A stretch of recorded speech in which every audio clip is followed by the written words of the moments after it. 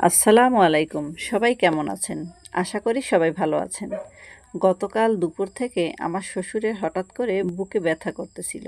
তাই আজকে ফজরের নামাজ পড়ে আমার শ্বশুরকে নিয়ে খুলনা ডাক্তার দেখাতে গিয়েছে আমার জা।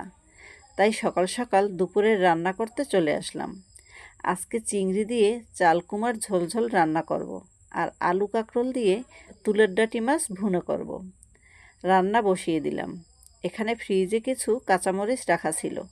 ফ্রিজে রাখা কাঁচামরিচ কাটতে গেলে অসুবিধা হয়, তাই সাথে কয়টা বোম্বাই মরিচ দিয়ে ব্লেন্ডার করে নেব, তাহলে কাটাকাটির ঝামেলা লাগবে না। আমাদের মরিচ গাছ থেকে কিছু মরিচ তুলে নিয়ে আসলাম। এদিকে আমার শ্বশুর দেখেন কোথায় নারিকেল উঠিয়ে রেখেছে, মনে হয় গাছ থেকে পড়েছে। আমার মেয়ে কিভাবে ফুল দিয়ে সেজেছে, ফুল দিয়ে খেলা করছে। এদিকে আমি রান্না শেষ করে চুলার উপরে কাঠ দেওয়ার জন্য কাঠ নিতে আসলাম। দেখেন, এটা হচ্ছে আমাদের কাঠ রাখার ঘর। ঘরটা ভর্তি কাঠ ছিল।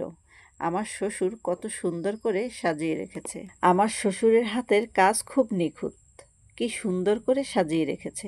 আমরা দুই বউ কাঠগুলো খেয়ে শেষ করে ফেলেছি। দেখেন কি রাগ কষে বউ টোকাইয়ে নিয়ে আসছে আমার শ্বশুর, ভাবা যায়? তো যাই হোক, কাঠগুলো চুলের উপর দিয়ে একটা মই দিয়ে গাছ থেকে এক থল আমড়া পারলাম। আমড়াগুলো ধোলসহ দেখতে খুব সুন্দর লাগছে।